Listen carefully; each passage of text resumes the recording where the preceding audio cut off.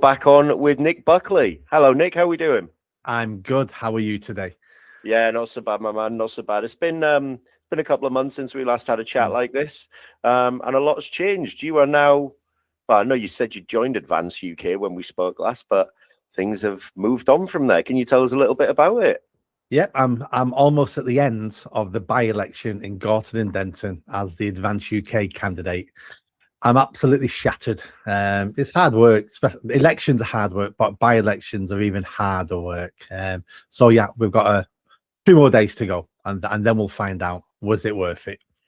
Are you essentially having a rocky fight against Matt Goodwin in that area then? That really is who we're fighting against. So it is Matt Goodwin, Reform UK. People who vote Green are never going to vote for me in a million years. And to be fair, I don't even want their votes. They're mental. If you're going to vote Green, then I don't want you voting for me ever. Labour stronger than we think they are in the area. People think Labour are done in this area. They're not done. They could win this election. So watch out for the Labour vote. They're gonna lose half the vote. They got 50% last time at the general election. They're probably down to half, but half will be enough to win. So some of them are going to Reform, some are going to the Greens, and some hopefully will be coming to me. And yeah. So it's a there's three favourites, but I'd like to class myself as fourth at the moment, and maybe I can just push across the line. If Reform don't do as well as we think, and I do better than I think, we could maybe just nip it. I've got to admit, I was really, really impressed with your. I mean, we've known each other a long time. I know that you're from that area, but I was really, really blown away with the AI video of you as a little boy all the way up to who you are now, showing your various stages of your life. If that doesn't strike a chord with people from the area, I mean, I was born in Hull. If someone in your position did a similar video for a politician in Hull, and I still live there, I'd be straight on that straight away, because it shows you've got that connection to the area.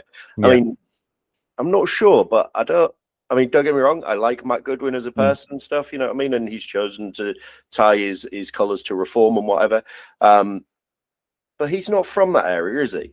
No. The closest he actually admits the closest has ever been to Gorton and Denton was when he was a student at Salford Uni, and one day he delivered a pizza to somewhere in Gorton or Denton.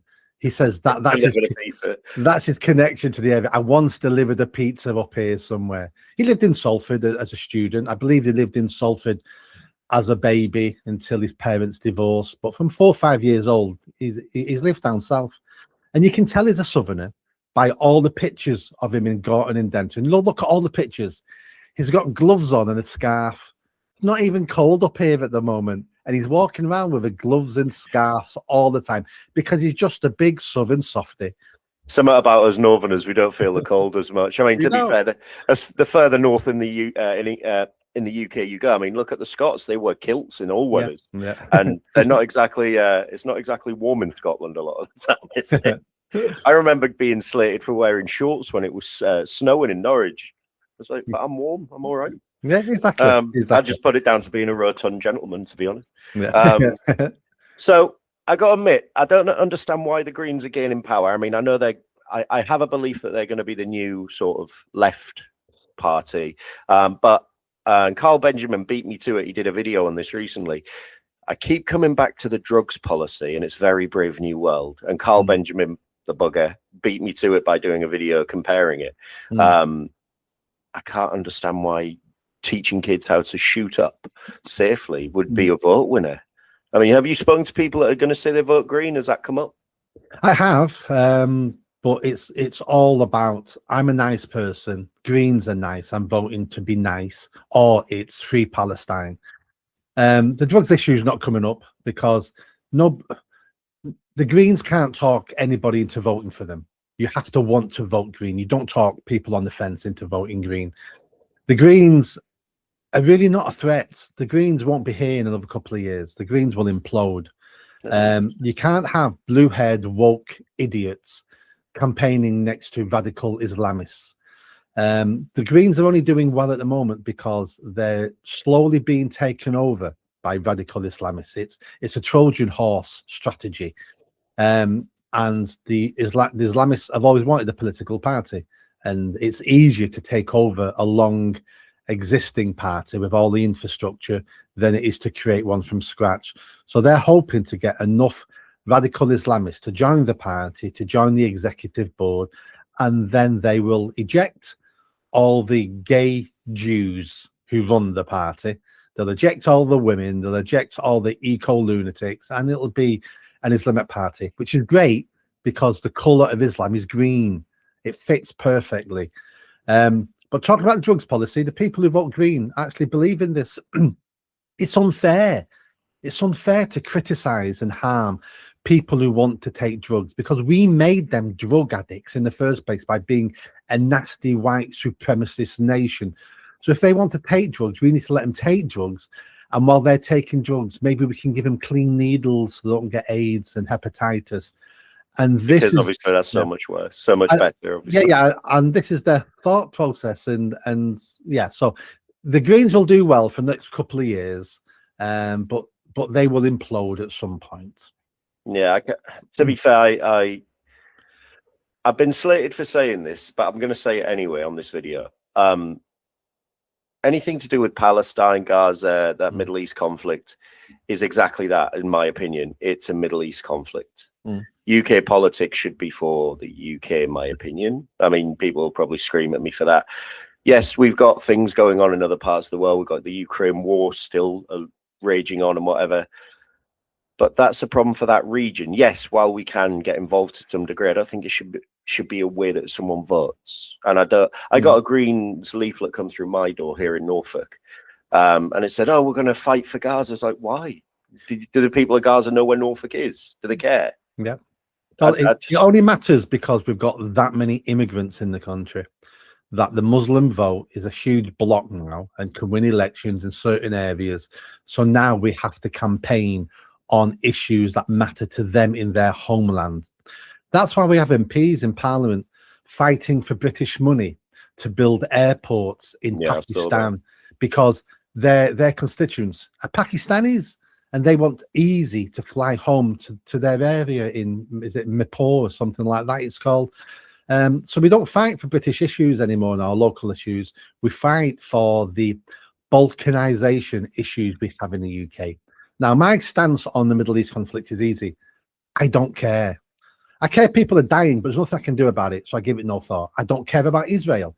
I don't care if Israel survives, exists, or doesn't exist.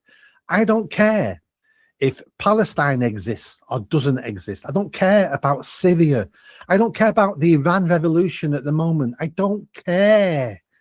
Sort your own shit out. You know, instead of fleeing these countries and coming to my country like cowards, stay in your own country and fight and die for your own country, because I just don't care anymore. My country's dying. I'm not leaving here. I'm not moving to Spain or moving to America or emigrating to Finland, because I'm gonna die on my feet here. I'm not gonna live on my knees until my country slowly dies. We need to be putting us first, the British people first, the country first. Everything else a distraction. So that's what led you to Advance, putting the country first. Absolutely. Am I right in that assumption? Yes, and that's why I left Reform UK. I joined 18 months ago, left after 4 months, because listening to the people who ran the party, listening to them on TV, it was like, you guys, we all know this to be true now. You're just the new Tories. You know, Nigel Farage doesn't even know what a Welsh person is. He said on national TV, a Welsh person is someone who lives in Wales for 5 years and pays taxes. That doesn't make you Welsh. You know, Richard Tice laughed and said, I don't care if white British people are a minority in 20 years, 30 years. I'm going to be dead by then. Who cares? And I'm like, well, I care. You don't care because you're multimillionaire and you've just moved your family to Dubai because, you know, you've escaped this shithole now, but you don't want to save this shithole because you're a multimillionaire living in Dubai. And, you know, David Bull, the chair, it was immigrants who built this country. They're the lifeblood of this country. It's like, oh, just shut up, you tart, you idiot. What are you going on about? I thought it was only me that referred to people like that, but I've said it a few times. No, and they're the three most powerful people in Reform, and that's when I left. and made it public and wrote an article on it about why I've left. The people who support reform are wonderful. 95% of them are wonderful, patriotic British people who want the best, but they're being lied to, they're being conned. Reform are just doing to us what Tories did to us for 14 years. Tell us what we want to hear, and then we'll do nothing. They're being dragged screaming to the policies they're announcing. Now, yesterday they announced, we're going to ban the burqa. Well, a year ago, you almost sacked Sarah Polchin for saying we should ban the burqa. And because Restore Britain and Advance UK have just come out with their policies of banning the burqa, yesterday, Reform announced, we're going to ban the burqa. Well, a year ago, Nigel Farage was saying, you can't deport illegals. It can't be done. It's impossible to do it. You can't even do it. A few months later, he saw the polls and went, we're going to deport all the illegals. They're just full of shit. The leaders are full of shit. And we're being lied to all the time. I think that's going to be the title of the episode. The leaders are full of shit. Yeah. So tell me, you tied your colours to the mast of Advance, led by Ben Habib. I've met Ben. Comes across very patriotic, very passionate. I remember when I first spoke to him, some of my questions, I thought he was telling me off, but it was just the passion in his eyes. You know what I mean? I had that feeling of my dad telling me off. But it wasn't telling off. He's just very straight down the line, black and white. So, being that you're part of Advance, I've got two questions. Will this split the vote in your area? And if not, why should people vote for you other than that amazing AI video? I still can't get over that. So, we're not going to split the vote for two reasons. First of all, Reform are not on the right. The Reform are centrist. So, if you want more of the same, implemented a little bit better, then vote Reform. Feel free to vote Reform, because they're going to give you exactly what we've got now, but they're going to do it slightly better. I'm beyond slightly better now. We need drastic change. So you can't split the vote in Gorton and Denton because Reform are centrists. People then say, but we don't want Labour, we don't want the Greens. Well, that's fair enough. And Reform will be better than Labour and the Greens. That's guaranteed, but they're not good enough. But I say this to those people.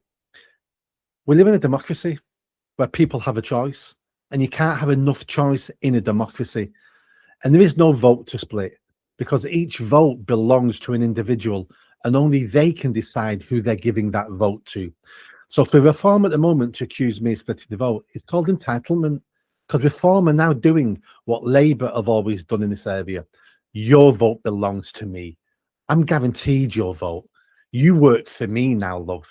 You work for me. I own your vote.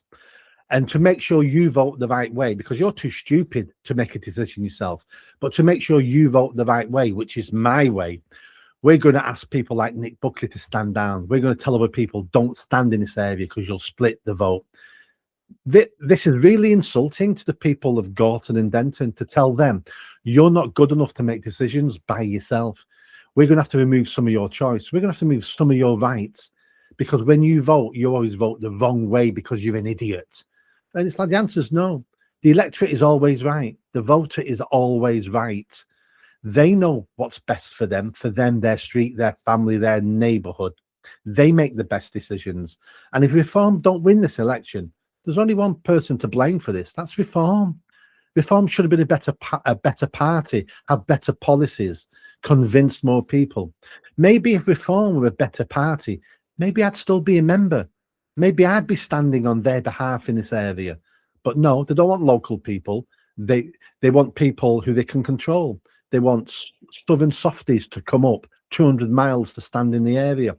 And if Reform UK are not good enough for me to be a member, why should I force Reform UK on my people, on my family, my friends who all live in the area? Why should I force? If they're not good enough for me, they're not good enough for my family and friends. So there is no vote to split. If you're on the right wing, there's only one right wing party standing. That's Advance UK. That's me. If you want more of the same, well, vote Labour and vote Reform UK. And if you want mental, vote Greens. So I'm guessing Restore Britain don't have anyone in your area at the moment? No, they only announced a week ago, 10 days ago. The nominations to stand closed 4 weeks ago, so they're not standing. And And Advance UK and Restore Britain are 99% the same party. We'll see what happens with that in the future. A merger, a getting together, some sort of agreement, something has to be done to bring those two parties together. I did see, I think it was last week, the week before, there was an exchange between Rupert and Ben on Twitter, X, whatever people call it now, where, you know, country first. And I was sort of like, actually, that looks pretty, the optics of that are very good. Like, I don't care who's in charge, we've got to put the country first. And I know people will slate Ben because, you know, his surname's Habib and he's a brown gentleman and all this sort of stuff. Right. He's one of the most patriotic people I've ever spoken to. My wife is well spoken, as she puts it, not posh. She's well spoken. Ben makes her sound as common as me. You know what I mean? That guy loves this country. And I get that vibe from Rupert as well. I recently interviewed Harrison Pitt, who's part of Restore Britain. And I sort of got a future PM vibes from it. And people have put that in the comments of the video as well. So I wouldn't be surprised if that's on the cards. But bringing it back to Advance, I believe in our private conversations, you said you got, was it a 5-point plan? Yeah. Tell us about the 5-point plan and obviously tell us about the truck driving around, because I think that's amazing as well. So there's 10, 11 candidates standing in this election. They only talk about national issues. We're going to save the NHS. We're going to close the borders. We're going to tax the welfare. And I'm saying to them, none of you are doing anything. You're going to be one MP. If Reform win, they're going to have 9 MPs instead of 8. Still can't do anything. The Greens will have 5 instead of 4. Still can't do anything. Labour will still have a supermajority. Still can do whatever they want to do. So nothing changes nationally. A by-election should all be about local politics, because you can't affect the national agenda with one by-election. You just can't do it. So I've come up with a 5-point plan, all based locally. So my first point is, on day one, I'm going to launch a local grooming gang inquiry for Gorton and Denton, because it went on here. No one would admit it. Tameside Council, who run Denton, said, we don't have a problem with grooming gangs. And my answer is, I'm sure you do, mate. I'm sure you do. Pete Khan said the same thing, didn't he? Exactly. And I've had girls already and women contacting me saying, if you launch the inquiry locally, let me please contact me, because I'm a victim. And I'll tell you my story for Gorton and Denton. So there is victims out there. Let's get their stories down. Let's see who knew about it. And I will name names. This inquiry isn't going to be all singing, all dancing, because I'm just one MP. But what I can do is use parliamentary privilege when we got the information to name and shame people stood in Parliament. This retired chief inspector, this head of social services at Tameside Council. I'll name people. And maybe that's the first domino will tip over. Sorry, Nick, just to jump in there. I remember seeing a video that Ben said if he needed to, he would help fund it as well. Yeah. Ben said he'll personally fund the inquiry. At this moment in time, I'm not sure if we need money or not, because I've got a budget as an MP. I've got people who want to sit on the committee for free to help run it. But some money will be helpful. But again, I'm not promising anything that requires more money. I'm not promising anything that requires new laws or help from Parliament or help from the councils. Everything I'm saying I'm going to do requires one hard-working MP. That's all it requires. So a local grooming gang inquiry. My second point is knife crime. Every parent I speak to is worried about knife crime, that their son won't come home in the evening because they're dead somewhere, stabbed to death on the street. So I'm going to use part of my wage to fund an on-the-street youth project, working evenings and weekends, engaging kids, taking knives off the street, teaching kids how to stay safe, how to avoid conflict, how to walk away from conflict. And I've been running those sort of projects for 2 decades. Those projects work. So I'll be personally funding that 2 nights a week. And if we can get more money involved, maybe we get it up to 7 nights a week. So we'll see what happens there. But I don't want to be telling parents why their kid's dead on my watch as their MP. The third point is the council spends most of our money, and the council has the biggest impact on our lives. But they're incompetent. Every single council across the country is incompetent at some level. So I'm going to hold the councils accountable. I have no influence over them apart from embarrassing them. So I'm going to set up a hotline in my office where council staff can report waste and incompetence and send me the information and the proof. And I'm going to use my power and my voice as an MP to embarrass the councils to say, why did you waste 14 million on this? Who signed it off? Which councillor is in charge of that department? Because I'm going to name the councillor.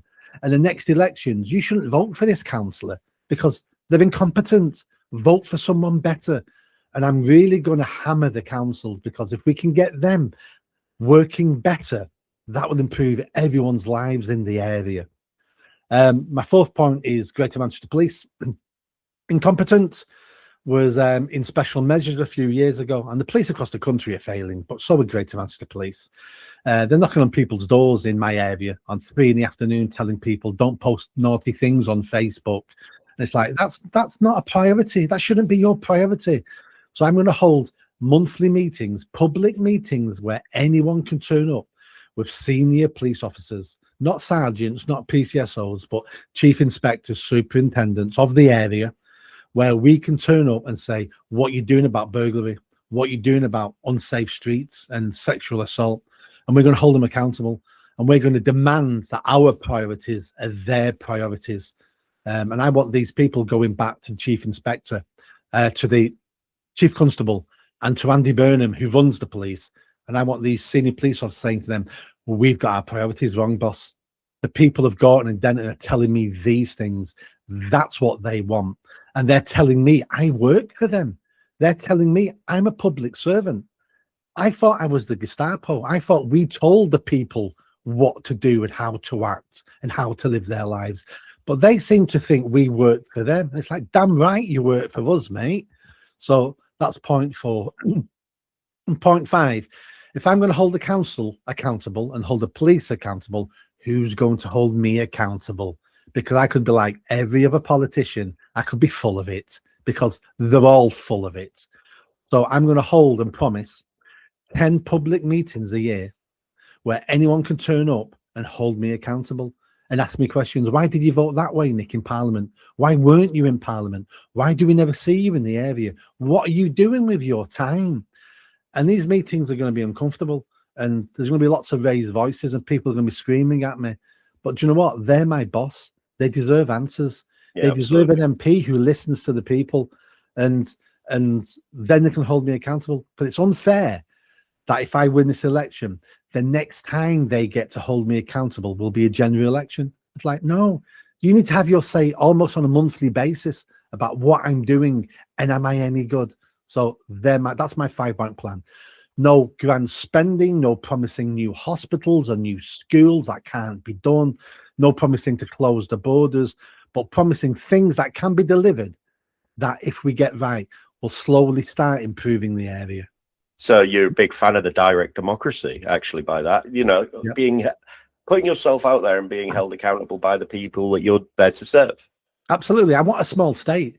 Yeah. The bigger the state gets, the worse our lives become. So we need to get a smaller state, and we need to get civil servants, people who work for the state, and politicians. We need to get them to understand that we work for the people. I don't know when we lost that. I don't know when we lost and stopped using the phrase, public servant. But we're public servants, and people need to be reminded of that. They're not our masters. They're not our overlords. They work for us. So I know you're very busy and you've got to carry on with trying to win this election in Gorton and Denton. So I'm going to let you go in a minute, but just a couple more questions, Nick. You've got your meetings, the direct democracy, and the 5-point plan if you win.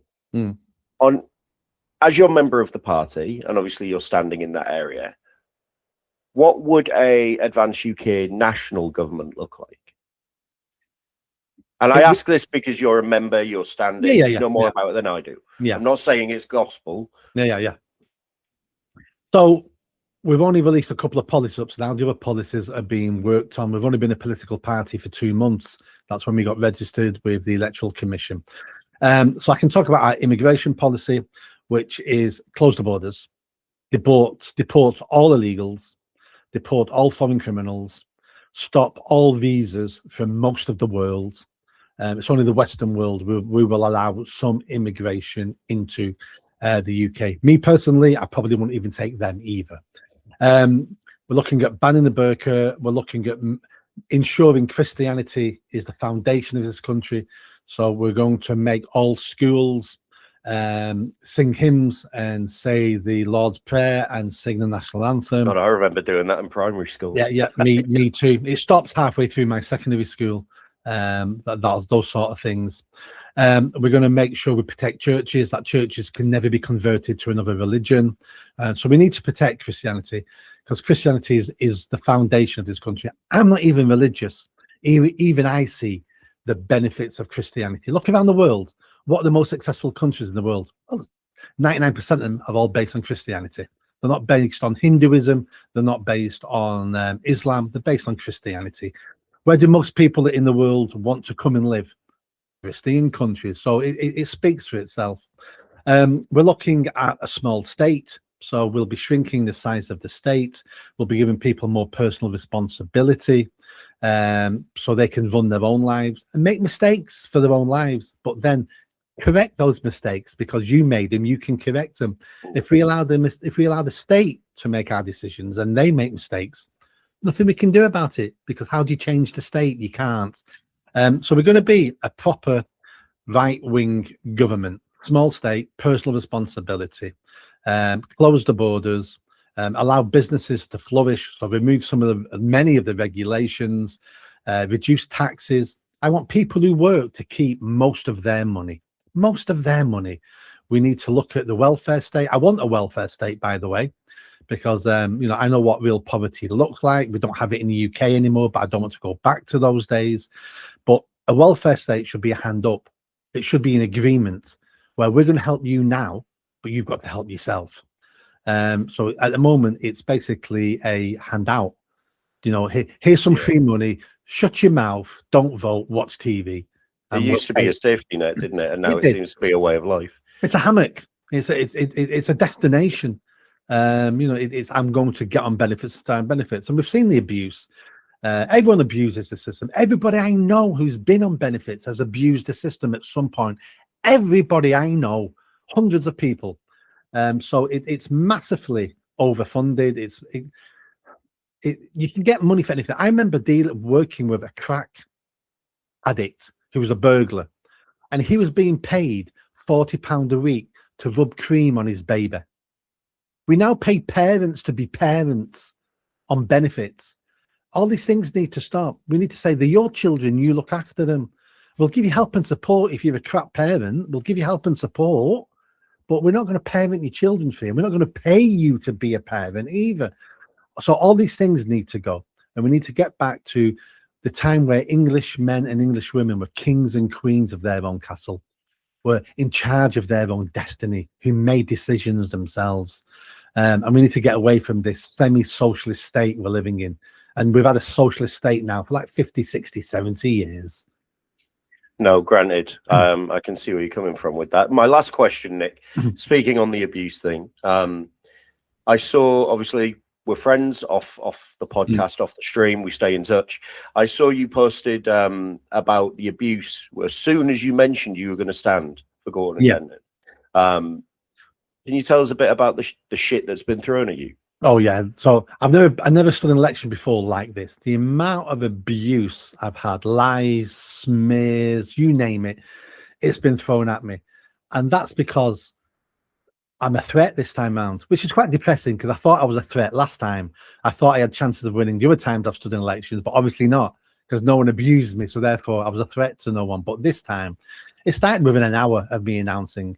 95% of it has come from a small section of Reform UK supporters, mostly women, which is quite surprising, ranging from you're splitting the vote, you're a traitor, we hate you, we hope you die, why don't you step off the pavement in front of a bus, all the way through to you're a racist, you're a homophobe, the new one's misogynist. All because I don't agree with OnlyFans, all because I don't want to push our women into prostitution. I'm a misogynist now. 30 years ago, I'd have been in trouble for using prostitutes. Roll on 30 years, I'm now in trouble for not wanting our young women to be prostitutes. I'm a sexist pig. I'm a misogynist. And I don't care. I really, really don't care. Because I've lived my life with this creed, which is I'll always do the right thing, even when it's not popular. I was called a racist during BLM for not supporting BLM. I was proven correct. I've been called a transphobe for 6-7 years for saying trans people are mentally ill and shouldn't be in women's only spaces.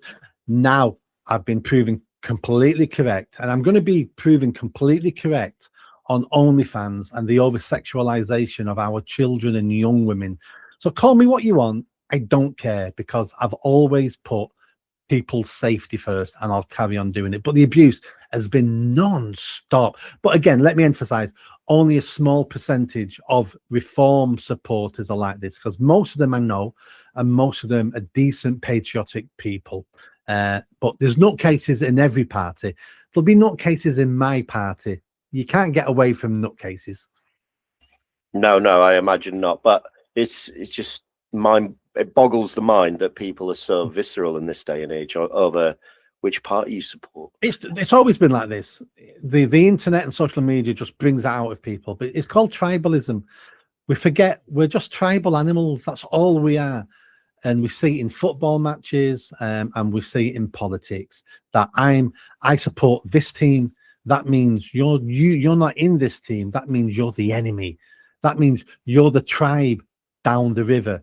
And we hate that tribe, because that tribe is a danger to us. We're hunting for the same animals. You raid our people and kill us, and we raid your people and kill you. We're enemies. And that's tribalism, and we have it now in politics. It's worse than that at the moment. We've now got sectarianism in our politics in the UK, because the Muslim vote is breaking away. That's all about Muslim issues, the Muslim faith, the Ummah, Free Palestine. It's getting worse and worse. And unfortunately, violence is coming. I don't know how we get out of it, but violence is coming. I don't want violence, but I don't see how we avoid it at the moment. If things are getting nastier and nastier. And people like Nigel Farage and Tommy Robinson, I'm really fearful for both of them men. I think some nutcase is going to do something really awful to one of those men, just like Charlie Kirk. Hang on a minute. I can't let you go now. What do you mean violence is coming? I'm talking about urban conflict. People call it civil war. Genuinely think it's happening? Oh, it's coming. I can smell it in the air. I'm speaking to people, and yeah, it's definitely happening. So civil war doesn't mean two armies like the English Civil War, where we're fighting on horses. It means more like the Troubles in Northern Ireland. It means bombing a mosque, and then they bomb churches. Someone shoots, somebody holding a Union Jack in the head. So next day, someone goes out with a machine gun and shoots people coming out of an Indian restaurant. It's tit for tat, and over weeks, and it escalates. Then bombs going off and assassinations. And when that happens, automatically we'll go back to our natural instincts, which would be, we need protection from our ethnic group. Everybody will go back into their ethnic groups. Even white people now saying, we love Islam, and Islam's a religion of peace. As soon as people are being murdered on the street, people will retreat back into their ethnic groups, and the violence then will get even worse. Only government can stop this, and this has been coming for decades now. We're at a tipping point now. The next atrocity in this country that doesn't involve Jews, because you can kill Jews in this country now, no one cares. But if they're not Jews and they get slaughtered, cities will burn, and people will die. I think there's still a bit of time to stop this if we had the right government, but this government will never stop it. Reform will never stop it. So therefore, I'm very pessimistic about avoiding violence. Well, on that very unhappy note, I think we'll call it a day. Thank you again, Nick, for your time. I wish you the very best of luck, and we'll catch up after the election. We will, and hopefully I'll be an MP and we can talk about Parliament. How about that? Absolutely. That'd be a really good one. All right, mate, you take care, and I'll speak to you soon. Thank you so much. Bye-bye. Bye-bye. I lived in Gorton as a baby before moving to Longsight. I attended Stanley Grove Primary School and then Central High School for Boys at Bellevue, which was a challenge. Sorry, miss. I was a self-employed market trader, then got a job at Manchester Airport before working at Manchester Council to stop young people getting involved in crime. I was made redundant and used my payout to set up a charity to work on the streets with young people to ensure they were safe and thinking about their future. We uncovered sexual abuse many times and had offenders arrested. I also set up a project to get homeless people off the streets and into accommodation, and then into jobs. I have worked across Greater Manchester, tackling antisocial behaviour and improving local communities. I have even advised Prime Ministers. Our late Queen recognised me for this work and awarded me an MBE in 2019. There is nothing special about me. I'm one of you. I want the best for my neighbours, my community and my country. The time for doing nothing is over. Stand up, chin up, shoulders back. You have already won the lottery of life. You were born English in England.